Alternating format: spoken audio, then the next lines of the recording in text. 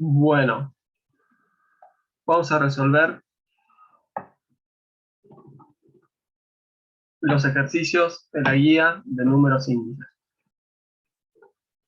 Los ejercicios, o sea, la verdad que, para serles honesto, yo los había hecho muy por encima del cuatrimestre pasado y tomé la decisión de hacer ese Excel de índices teoría.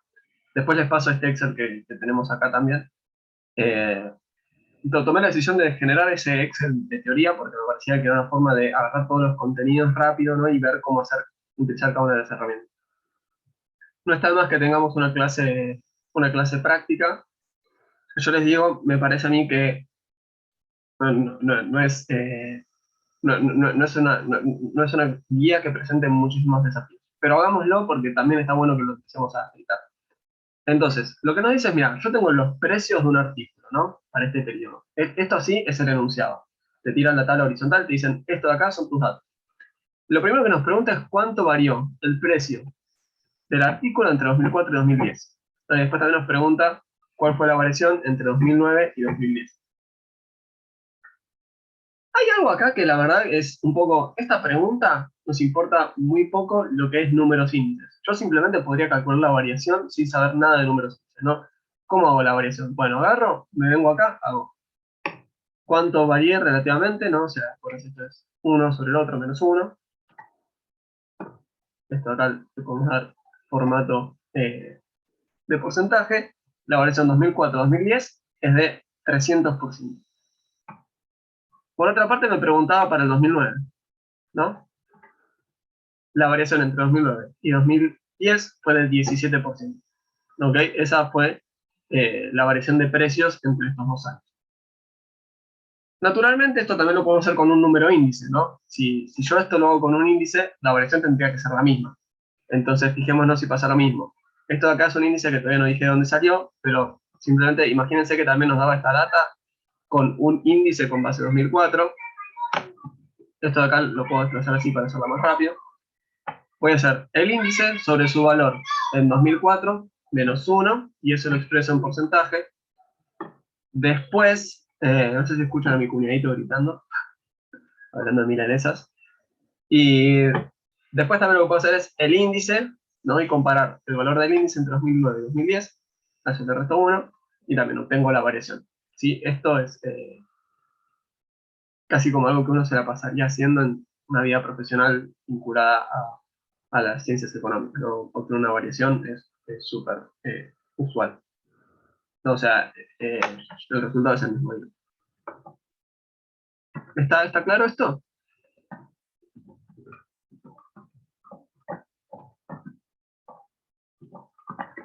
Sí, sí. Bien, buenísimo. Después, si igual recuerden, les voy a subir este. Si es que no está subido, no me acuerdo. Entonces, bueno, esto de acá es una pregunta muy sencilla, obtener esa variación. Ahora dice, tomando 2004 como base, ¿no? Dice, hallar el valor del índice de precio, bla, bla, bla, bla, para estos, ¿no? Entonces, lo que yo hice acá fue directamente construir la serie entera del índice base y después vamos a elegir lo que a nosotros nos interesa. ¿Ok? ¿Lo podríamos hacer directamente sin obtener toda esta parte? Sí, directamente podríamos haber hecho esto. Este cálculo de acá, ¿no? Agarrar el periodo que me interesa, dividir el periodo base y eso multiplicarlo por 100. Eso tranquilamente lo podríamos hacer. Me pareció más interesante agarrar y hacer la serie entera. ¿Cómo hacíamos la serie? Agarro el valor que me interesa, esto es un índice simple. Tengo una sola variable que la quiero resumir, la quiero llevar a un índice. El índice en el periodo que me interesa, divido el índice en el periodo base, eso lo multiplico, perdón. La variable en el periodo que me interesa, divido la variable en el periodo base, y eso lo multiplico por 100. Y eso es lo que está sucediendo acá, ¿no? Estoy haciendo, por ejemplo, si quería agarrar directamente el índice para 2009, la variable en el periodo que me interesa, divido la variable en el periodo base, y eso le resto, perdón, eso no le resto 1, sino que lo multiplico por 100. Y esto me quedó con el formato de antes, que en realidad debe ser 3, 4, 3. Fíjense que coinciden los dos valores, ¿no? ¿Está claro esto?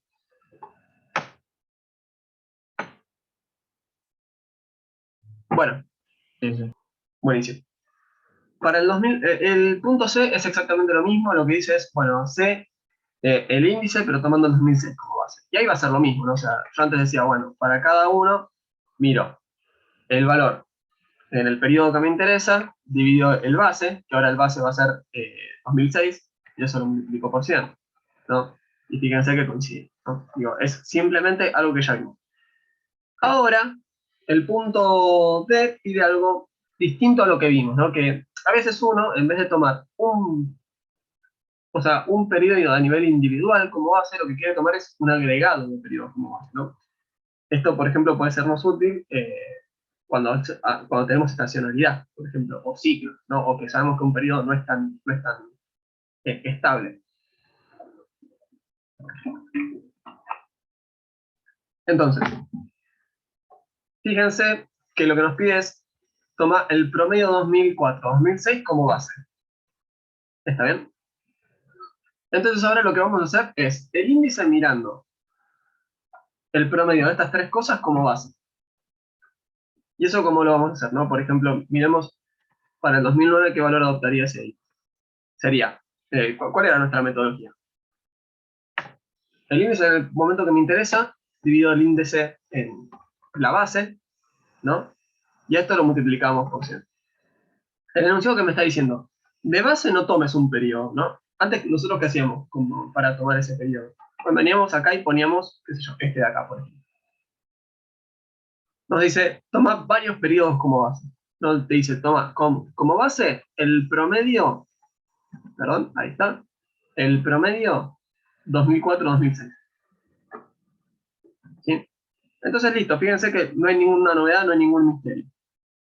Variable, cuando me interesa a mí, variable base, ¿no? Que ahora en vez de ser para un solo periodo, en vez de ser para un promedio de periodos, y eso lo multiplico por 100, ¿no? Y fíjense que coincide, ¿no? O sea, 238. Estoy haciendo estos cálculos auxiliares a un costado porque me parece más ilustrativo. Si se fijan en la fórmula, yo lo que tengo son los signos de pesos. ¿Por qué? Porque si yo agarro y le pongo un signo de pesos, puedo arrastrarme la fórmula directamente sin ningún problema, ¿no? ¿Por qué? Porque me van a quedar fijos esos periodos. Fíjense la parte roja que está acá, se queda quieta y la parte azul se va corriendo a medida que yo voy copiando la fórmula. Va de vuelta. La parte azul arranca en la primera celda, la parte roja es el promedio de estas tres.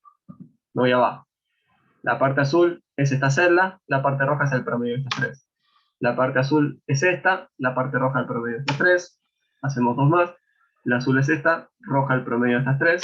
Azul es esta, roja el promedio de estas tres. Entonces, simplemente es el recurso de poner esos signos de pesos.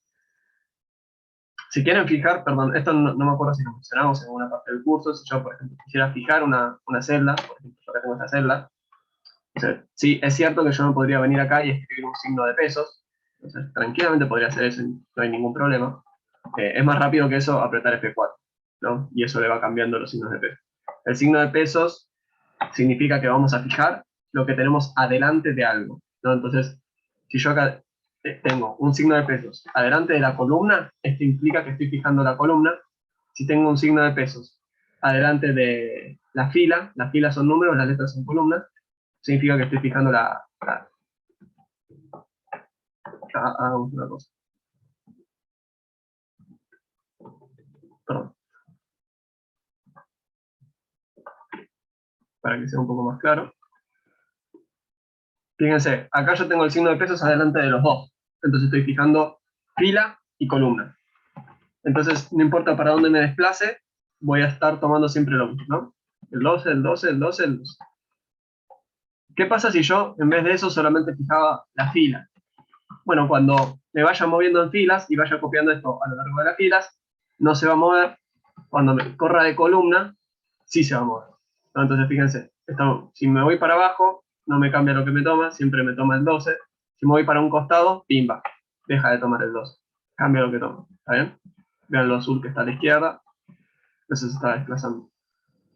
Después, por otro lado, si yo lo único que hacía era fijar la columna, vamos a tener el caso distinto, ¿no? O sea, si yo me desplazo en columna copiando esta fórmula, fíjense que no cambia, estoy tomando siempre lo mismo. Si me desplazo hacia abajo, ahí ya fui. El 12, el 14. ¿Está bien? Eh, si yo quiero setear una base, ¿no? Tranquilamente puedo directamente tomar el doble signo de pesos, que total voy a fijar siempre ahí. En algunos casos uno quiere desplazar para un lado y en otros casos quiere desplazar para otro.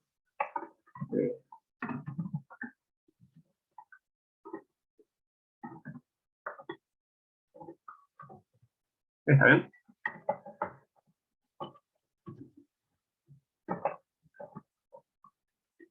No recuerdo si habíamos visto algo de esto, pero está bueno que se lleven una base copada de Excel de la facu. La primera vez que los chicos dieron Excel, lo explicaron. No, bueno, no está más que lo repasen igual. Al Sí, sí, menos, sí. me parece a mí que, al menos por la forma que tengo yo de aprender con las compus, es necesario la reiteración de un montón de cosas porque te las vas olvidando naturalmente.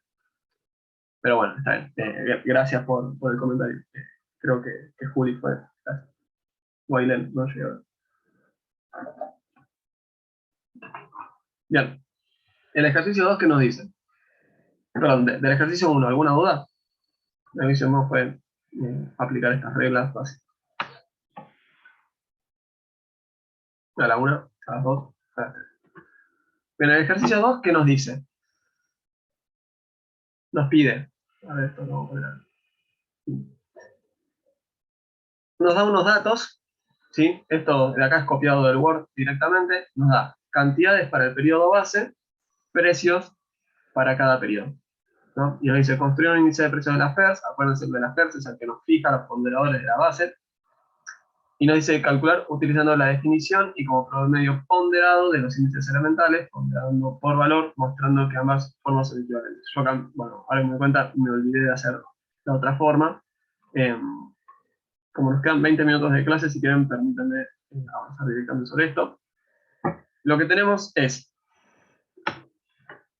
el índice de precio acá perdón, el índice de precio no. Estos de acá son los mismos datos, ¿sí? Fíjense, esta parte de acá es la misma tabla que teníamos originalmente. Esta columna particular es lo que agregamos nosotros como parte del ejercicio. El índice de las PERS, que dijimos que era. A ver, vamos a verlo por partes esta forma. O si no, lo vamos a hacer por acá. En el numerador, ¿qué íbamos a tener? Íbamos a tener el precio por el ponderador del periodo base, ¿no? Y esto para todos. Este precio por el ponderador del periodo base, este precio por el ponderador del periodo base. ¿Y esto sobre qué lo teníamos que dividir? Lo tendríamos que dividir por el precio en el periodo base, por el ponderador en el periodo base, más precio en el periodo base por el ponderador en el periodo base, y así con cada uno. ¿Está bien? Este es el numerador, este es el denominador. Y acá los podemos cerrar. ¿Está bien? Entonces, ¿qué podemos hacer? Bueno, agarramos y hacemos el numerador dividido el denominador. ¿Y eso qué nos debería dar? Sí, el cociente tendría que ser la división entre estos. El índice de las PERS, que es la multiplicación de eso por 100. Entonces, fíjense, el valor para el numerador, ¿qué me da? Me da precio por cantidad del periodo base, precio por cantidad del periodo base, precio por cantidad del periodo base. Y esto, obviamente, en el periodo base va a ser igual a la base, ¿no? O sea, digamos, estas dos cosas tienen que ser iguales, y esto acá, en el periodo base, tiene que ser igual a 100. Cuando avanzamos de periodo, ¿qué es lo que estamos mirando? Estamos mirando el precio en el nuevo periodo, pero el ponderador sigue siendo del periodo base, el precio en este periodo, el ponderador sigue siendo del periodo base, el precio en este periodo, el ponderador sigue siendo el del periodo base, ¿no? Y esto para cada uno. La base, el denominador, siempre es lo mismo. Es los precios en el periodo base por los ponderadores en el periodo base, ¿no? Entonces, por eso siempre, si se fijan, las celdas iluminadas son las mismas. Voy de vuelta. Y eso no cambia nunca. El numerador sí va cambiando, porque en el numerador lo que hacemos es vamos desplazando el precio en cada periodo. ¿Está bien? Entonces, eso es lo que tengo escrito acá directamente en una sola forma. Creo que alguien prendió el micrófono en un segundo, entonces eso. Lo que escribí acá, en estas 4 columnas, lo escribí acá en una sola columna. Lo que voy haciendo es, tengo el numerador, tengo el denominador, y eso lo multiplico por 100. ¿Está bien? Esto de acá es el cociente, y eso ahí lo estoy multiplicando por 100. Quizás en una columna era menos ilustrativo para una clase, entonces por eso lo estoy poniendo acá. Acá desarrollado. Bien, ¿alguien había prendido el micrófono, puede ser? Sí, Seba, yo lo aprendí, pero justo porque preguntaste si se había entendido. Te iba a decir que sí. Ok. Bueno, buenísimo. Nos quedan 15 minutos. ¿Alguna duda con este ejercicio? Después, si quieren, le agrego esta segunda parte, pero no aporta demasiado, prefiero llegar al final. ¿Alguna duda con este ejercicio?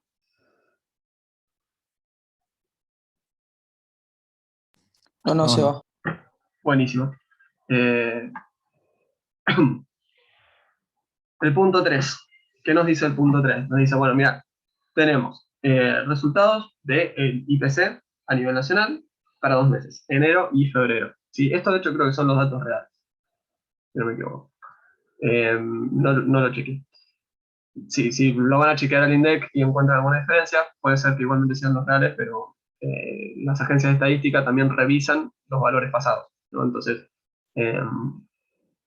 sacas un indicador y al mes seguiste profundizando tus estudios en ese mes y sacas una corrección, y esas correcciones usualmente no son significativas.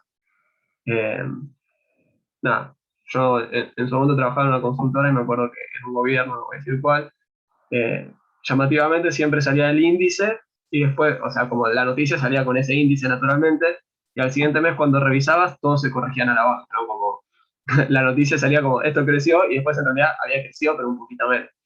Nada, las cosas que lamentablemente pasan.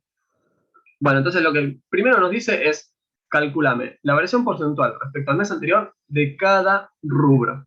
¿Está bien? Vamos a mirar cada rubro y vamos a ver cuánto varió el precio, ¿no? Entonces, si yo tengo el índice de alimentos y bebidas no alcohólicas, para ver cuánto varió el precio de alimentos y bebidas no alcohólicas, lo que puedo hacer es ver cuánto valía en febrero de 2018 contra cuánto valía en enero de 2018 y calcular la variación, si le resto 1.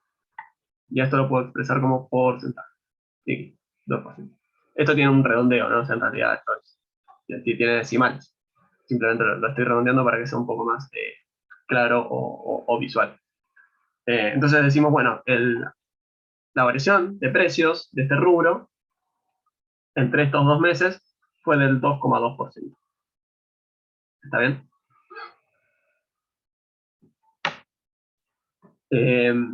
Esto de acá nos lo pide para cada rubro, ¿no? O sea, como tenemos 12 rubros, no voy a ir uno por uno, lo más fácil que pueden hacer es directamente hacerse la fórmula para uno y arrastrar esa fórmula, ¿no? Fíjense, acá lo que estoy haciendo es la división menos 1 para cada caso y listo. ¿Sí?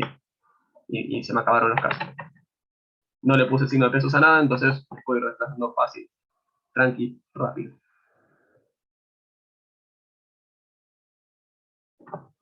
Y acá lo que nos pide es hacer el IPC de ambos meses mediante la fórmula de las PERS y la variación del mismo. Entonces, la ponderación básicamente vendría a ser esta que tenemos acá, que está dada, no directamente está en la ponderación del periodo base. En realidad, acá nunca aclaran cuál es el periodo base en el enunciado. Si es efectivamente el del INDEC, este de acá no es el periodo base, pero a nivel examen estas cosas siempre van a estar bien claras, ¿no? Si las ponderaciones son del periodo base o no. Y de última, si no soy claro en algo, te agarran y dicen, se va esto de acá, no entiendo dónde sale y lo vemos. Pero en definitiva, ¿cómo hacemos para calcular el índice de las PERS tomando estas ponderaciones? Bueno, agarramos lo que voy a hacer es construir el índice, directamente. Esto lo podríamos hacer como la ponderación de índices simples igualmente, pero por cómo estuvimos trabajando más que nada en la materia, lo que podemos hacer es este por su ponderador, más este por su ponderador, más este por su ponderador, y esto como es el periodo base nos va a dar 100, ¿no? Porque lo que estoy haciendo es mirar el índice en el periodo base multiplicado por el ponderador base, ¿ok? Y después para el siguiente periodo, ¿qué es lo que voy a hacer? El índice por el ponderador dividido la variable en este periodo por el ponderador, dividido la variable por sus ponderadores del periodo anterior. Fíjense que acá lo que tengo es la función suma producto. Si no recuerdan qué es lo que hace suma producto, lo que hace es, yo tengo, pónganle dos valores, ¿no? 3 y 4. Lo que va a hacer suma producto es recibir un vector, después va a recibir otro vector, que van a ser los valores por los cuales lo queremos multiplicar, y lo que va a hacer es la suma de los productos elemento a elemento de estos vectores, que dicho así suena un poco feo, hagámoslo con Excel, digo con el lapicito zoom. Toma un vector, otro vector, y va a ser la suma de los productos elemento a elemento, ¿no? Entonces va a ser 1 por 2, 3 por 4, entonces esto es igual a 1 por 2 es 2, 3 por 4 es 12, y esto lo vamos a sumar, 14. Y eso lo tenemos ahí. ¿No? Fíjense que yo esto también lo podría haber escrito como este de acá, por este de acá, más este de acá, por este de acá, que es mucho menos práctico que directamente usar la función suma producto. En particular, eso es bastante claro, o sea, quizás para este caso particular no es tan obvio que una cosa es mucho más práctica que la otra. Cuando tenemos toda esta cantidad de cálculos, es bastante obvio, ¿no? Entonces, ¿qué es lo que estamos haciendo ahí? Este por este, más este por este, más este por este, más este por este, más este por este, más este por este, más este por este. Y bueno, y sigue, y dale con pernilla. Y este por este, y este por este. ¿Está bien?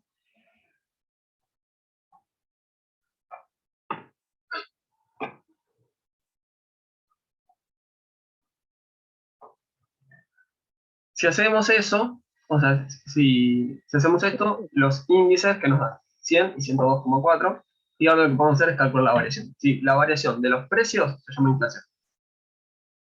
La inflación es la variación de los precios. Entonces, si yo obtuve el índice de precios de esta economía y me fijé cuánto varió, eso es la inflación de esta economía. Naturalmente, eso tendría que ser más o menos parecido a ver, vamos a ver esto acá. Tendría que ser más o menos parecido al promedio, ¿no? Porque en definitiva esto, recuerden, es un promedio ponderado, ¿sí? O sea, yo originalmente acá tengo 12 categorías, entonces, si yo esto no lo ponderaba, lo que tendría que haber hecho es darle un ponderador igual a 1 sobre 12 a cada uno, y en realidad lo que tengo es, fíjense, que acá está bien destacado lo que discutíamos de la relevancia de los ponderadores, ¿no? Yo acá lo que tengo es la categoría que me incluye alimentos y bebidas no alcohólicas y tiene una ponderación altísima, ¿no? Por otra parte, bebidas no alcohólicas y tabaco tienen una ponderación bastante más baja, ¿no? Educación en un país con educación pública, las tarifas de la educación no son tan relevantes, aparentemente. Esto, de hecho, lo podríamos hacer con algo así como usando esta herramienta que es formato condicional, ¿no? Y ahí va a quedar bien claro un poco cuáles son las que tienen mayor ponderación y menor ponderación, ¿no? Vemos que comunicaciones también tenía una ponderación relativamente baja. Recuerden, esto de acá sale de una encuesta de gastos. ¿Sí? Te preguntan cuánto gastas en cada cosa y en función de eso se establecen estos ponderadores. ¿Está claro esto?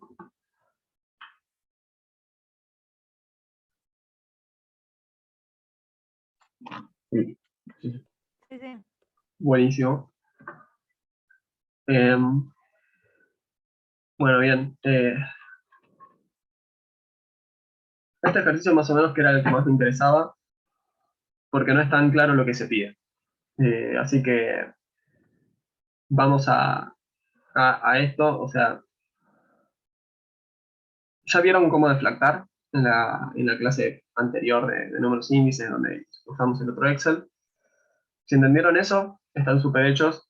Esto que vamos a ver acá tiene un truquito adicional, que es, tenemos una serie de ingresos, ¿sí? El salario de una persona y el índice de precios.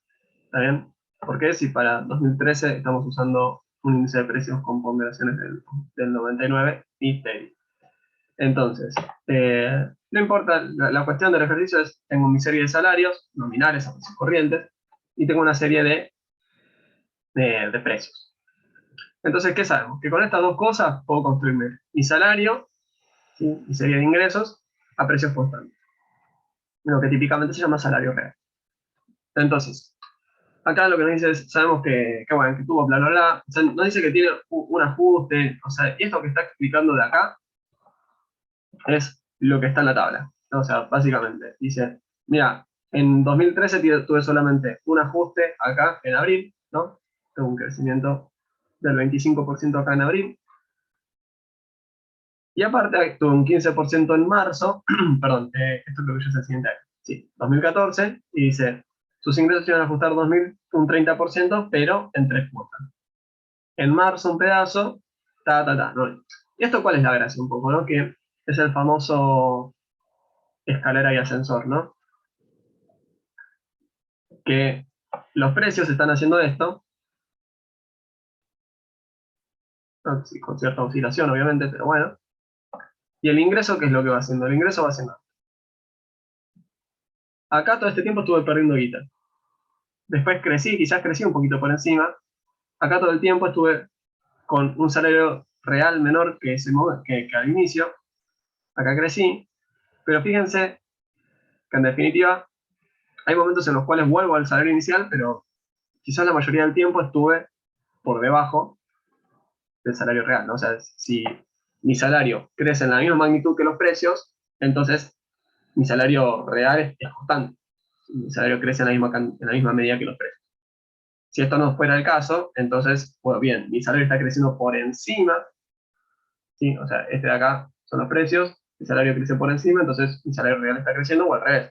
Estos son los precios, mi salario crece por debajo. Los salarios no se ajustan mes a mes, sino que se ajustan en forma escalonada. Hay una negociación, hay paritarias, dependiendo cuál sea el caso que estemos estudiando, ¿no? Quizás tenemos una persona que está en el sector informal y no tiene paritarias, sino que es más como acuerdos de palabra. Pero en definitiva uno no está ajustando pin, mes a mes, a menos bueno, que estemos en un contexto complejo. Que no nos vamos a ir por las ramas porque nos quedan 4 minutos en la clase. Entonces nos dice, considerando estos datos, ¿cuál fue efectivamente la variación real de Francisco con respecto a 2013? ¿No? Y esto de acá es, a ver, pues, ¿cómo te explico? Digamos, si yo divido el ingreso por el índice de precios, lo que voy a tener es el ingreso real. ¿Sí? No me importa si esto de acá valía 100, si esto de acá valía 3, lo que voy a ver es la variación, así que, de vuelta, la forma en la cual lo expreso es irrelevante. Entonces, fíjense qué es lo que tenemos. Tenemos que el ingreso acá está cayendo, ¿no? Después creció, dio un salto fuerte acá en abril, entonces acá mi ingreso real es mayor que este de acá. Y acá de vuelta, como yo tuve un ingreso, ¿no? Que creció, y ahí me quedo hasta la siguiente negociación, pero los precios siguen subiendo mes a mes, ¿qué tengo? Que vamos cayendo mes a mes. Mi ingreso real está cayendo. Así hasta la siguiente negociación.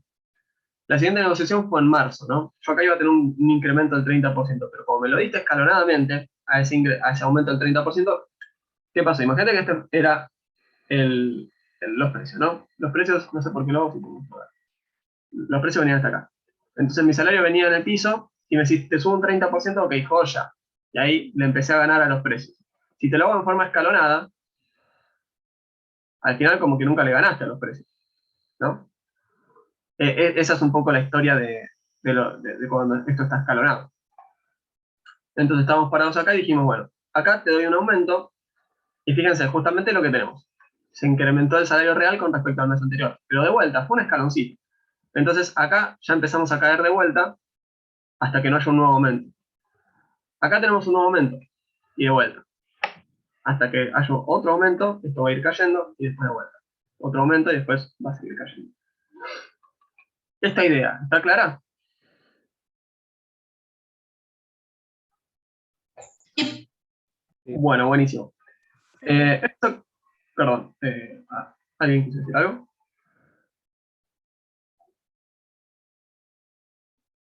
Bueno, cierro la idea porque nos quedan 2 minutos de clase.